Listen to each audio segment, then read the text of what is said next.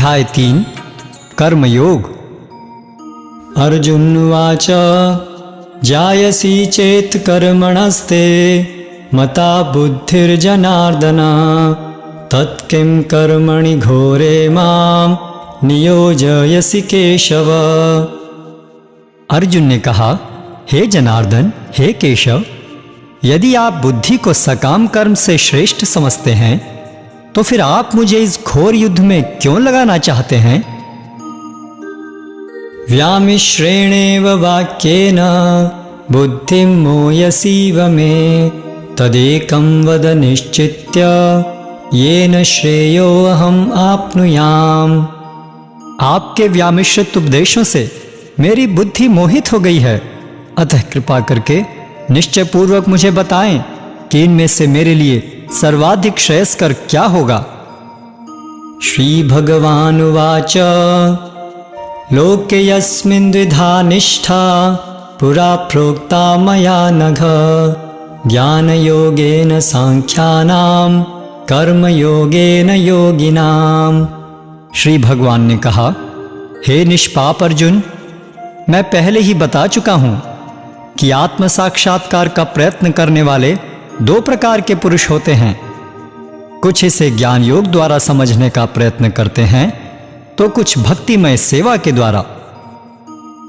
न कर्मणामनारंभान् नैष्कर्म्यं पुरुषोश्नुते न च सन्न्यस्सनादेव सिद्धिं समधिगच्छति। न तो कर्म से विमुख होकर कोई कर्म फल से छुटकारा पा सकता है और न केवल संन्यास से सिद्धि प्राप्त की जा सकती है। नहीं कश्चिद क्षणमपि जातो तिष्ठत्य कर्मकृत् कार्यते ह्यवशः कर्म सर्वः प्रकृतिर्जैर्गुणैः। प्रत्येक व्यक्ति को प्रकृति से अर्जित गुणों के अनुसार विवश होकर कर्म करना पड़ता है, अतः कोई भी एक क्षण भर के लिए भी बिना कर्म किए नहीं रह सकता। कर्मेन्द्रियाणि संयम्य य आस्ते मनसा स्मरन् इंद्रियार्थान् विमूढ़ात्मा मिथ्याचारः स उच्यते। जो कर्म इंद्रियों को वश में तो करता है, किंतु जिसका मन इंद्रिय विषयों का चिंतन करता रहता है वह निश्चित रूप से स्वयं को धोखा देता है और मिथ्याचारी कहलाता है। यस्तु इंद्रियाणि मनसा नियम्यारभते अर्जुन कर्मेन्द्रियैः कर्मयोगम् असक्तः स विशिष्यते। दूसरी ओर यदि कोई निष्ठावान व्यक्ति अपने मन के द्वारा कर्मेंद्रियों को वश में करने का प्रयत्न करता है और बिना किसी आसक्ति के कर्मयोग प्रारंभ करता है तो वह अति उत्कृष्ट है। नियतं कुरु कर्म त्वं कर्म ज्यायो य कर्मणः शरीर यात्रापि च ते न प्रसिद्धयेत कर्मणः। अपना नियत कर्म करो, क्योंकि कर्म न करने की अपेक्षा कर्म करना श्रेष्ठ है। कर्म के बिना तो शरीर निर्वाह भी नहीं हो सकता। यज्ञार्थात् कर्मणोऽन्यत्र लोकोऽयं कर्म बन्धनः तदर्थं कर्म कौन्तेय मुक्तसंगः समाचर। श्री विष्णु के लिए यज्ञ रूप में कर्म करना चाहिए, अन्यथा कर्म के द्वारा इस भौतिक जगत में बंधन उत्पन्न होता है। अतः हे कुंती पुत्र, उनकी प्रसन्नता के लिए अपने नियत कर्म करो, इस तरह तुम बंधन से सदा मुक्त रहोगे। सह यज्ञाः प्रजा सृष्टा पुरोवाच प्रजापतिः अनेन प्रसिविष्यत्वम् एषवो अस्तु इष्टकामधुक्। सृष्टि के प्रारंभ में समस्त प्राणियों के स्वामी प्रजापति ने विष्णु के लिए यज्ञ सहित मनुष्यों तथा देवताओं की संततियों को रचा तथा उनसे कहा, तुम इस यज्ञ से सुखी रहो, क्योंकि इसके करने से तुम्हें सुखपूर्वक रहने तथा मुक्ति प्राप्त करने के लिए समस्त वांछित वस्तुएं प्राप्त हो सकेंगी। देवान् भावयतानेन ते देवा भावयन्तु वः परस्परं भावयन्तः श्रेयः परम अवाप्स्यथ। यज्ञों के द्वारा प्रसन्न होकर देवता तुम्हें भी प्रसन्न करेंगे और इस तरह मनुष्यों तथा देवताओं के मध्य सहयोग से सबों को प्रसन्नता प्राप्त होगी। इष्टान् भोगान् हि वो देवा दास्यन्ते यज्ञ भाविताः तैर्दत्तान् प्रदायेभ्यो यो भुङ्क्तेस्तेन एव सः। जीवन की विभिन्न आवश्यकताओं की पूर्ति करने वाले विभिन्न देवता यज्ञ संपन्न होने पर प्रसन्न होकर तुम्हारी सारी आवश्यकताओं की पूर्ति करेंगे। किंतु जो इन उपहारों को देवताओं को अर्पित किए बिना भोगता है वह निश्चित रूप से चोर है। यज्ञशिष्टाशिनः सन्तो मुच्यन्ते सर्वकिल्बिषैः भुञ्जते ते त्वघं पापा ये पचन्त्यात्मकारणात्। भगवान के भक्त सभी प्रकार के पापों से मुक्त हो जाते हैं क्योंकि वे यज्ञ में अर्पित किए भोजन प्रसाद को ही खाते हैं। अन्य लोग जो अपने इंद्रिय सुख के लिए भोजन बनाते हैं वे निश्चित रूप से पाप खाते हैं। अन्नाद् भवन्ति भूतानि पर्जन्यादन्न संभवः यज्ञाद् भवति पर्जन्यो यज्ञः कर्म समुद्भवः। सारे प्राणी अन्न पर आश्रित हैं जो वर्षा से उत्पन्न होता है। वर्षा यज्ञ संपन्न करने से होती है और यज्ञ नियत कर्मों से उत्पन्न होता है। कर्म ब्रह्मोद्भवं विद्धि ब्रह्माक्षर समुद्भवं तस्मात् सर्वगतं ब्रह्म नित्यं यज्ञे प्रतिष्ठितम्। वेदों में नियमित कर्मों का विधान है और ये वेद साक्षात श्री भगवान से प्रकट हुए हैं। फलतः सर्वव्यापी ब्रह्म यज्ञ कर्मों में सदा स्थित रहता है। एवं प्रवर्तितं चक्रं नानुवर्तयति हयः अघायुरिन्द्रिया रामो मोघं पार्थ स जीवति। हे प्रिय अर्जुन, जो मानव जीवन में इस प्रकार वेदों द्वारा स्थापित यज्ञ चक्र का पालन नहीं करता वह निश्चय ही पापमय जीवन व्यतीत करता है। ऐसा व्यक्ति केवल इंद्रियों की तुष्टि के लिए व्यर्थ ही जीवित रहता है।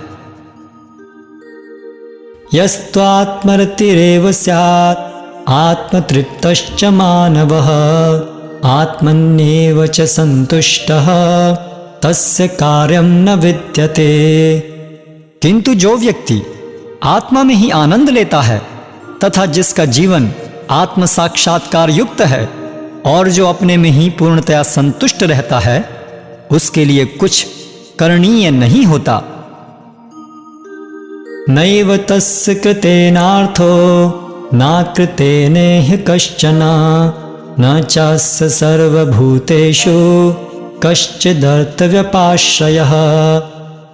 स्वरूप सिद्ध व्यक्ति के लिए न तो अपने नियत कर्मों को करने की आवश्यकता रह जाती है न ऐसा कर्म न करने का कोई कारण ही रहता है। उसे किसी अन्य जीव पर निर्भर रहने की आवश्यकता भी नहीं रह जाती। तस्मादसक्तः सततं कार्यं कर्म समाचर असक्तो हि आचरन् कर्म परम आपनोति पुरुषः।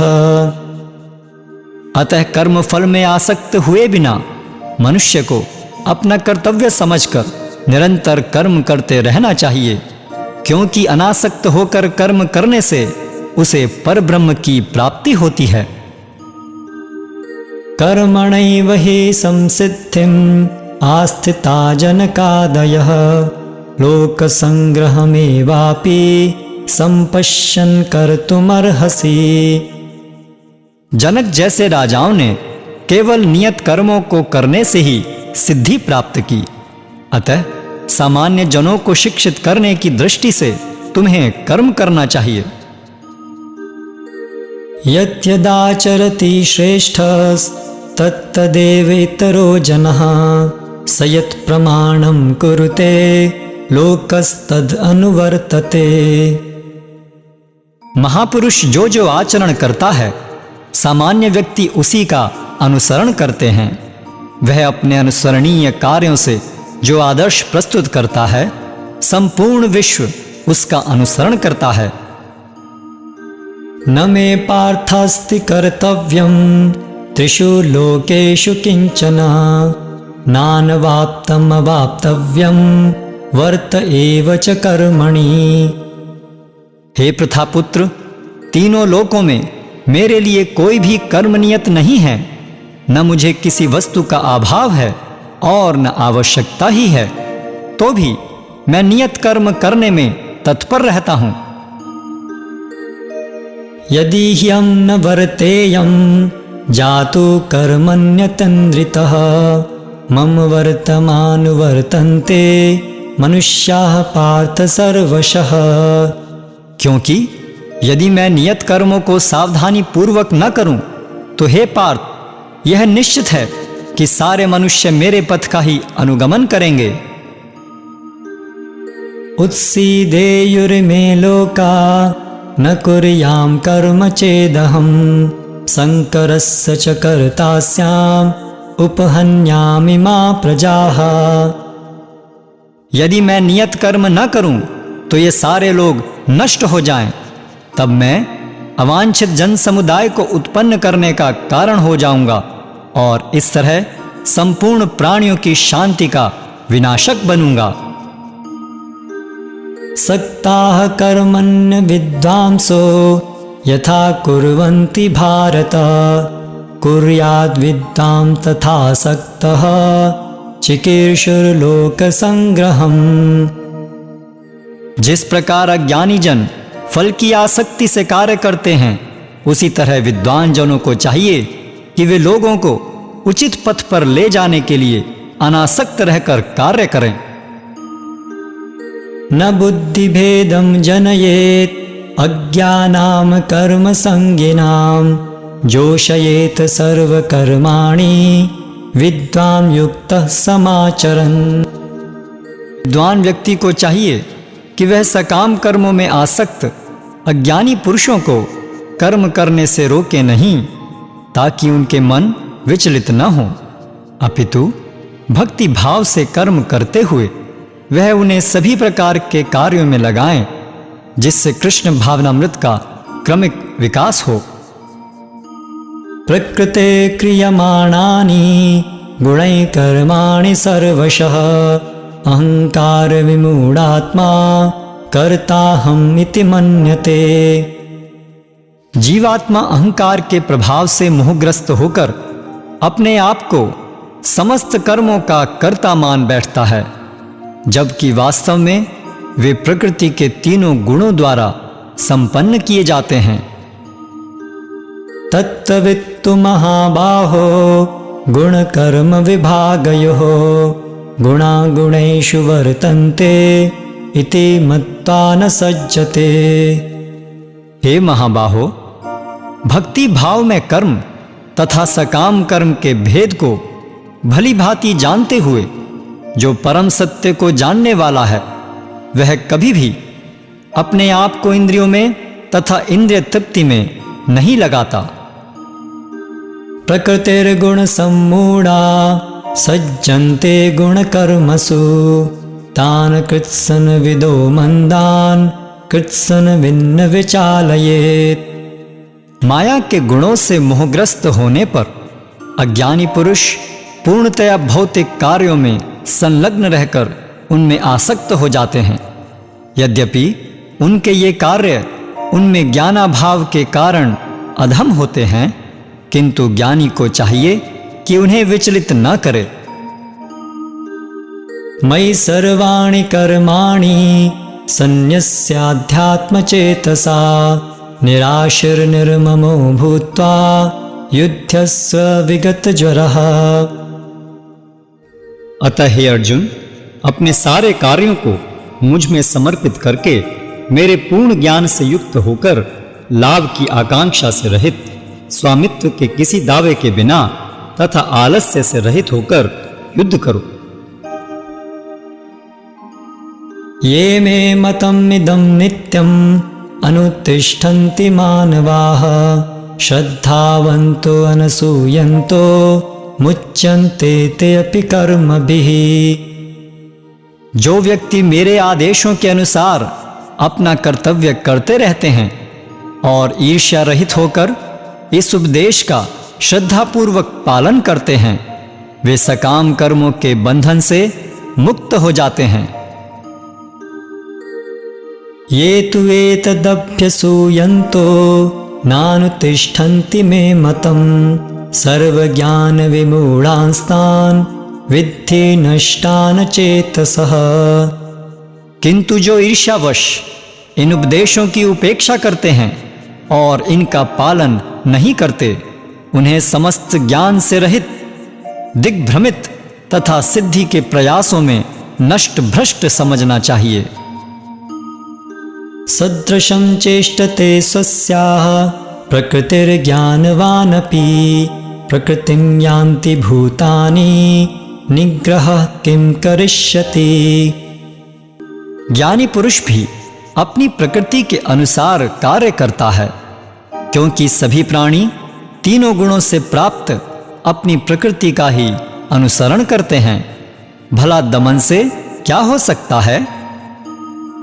इंद्रियस्येन्द्रियस्यार्थे रागद्वेषौ व्यवस्थितौ तयोर्न वशम् आगच्छेत् तौ हि यस्य परिपन्थिनौ।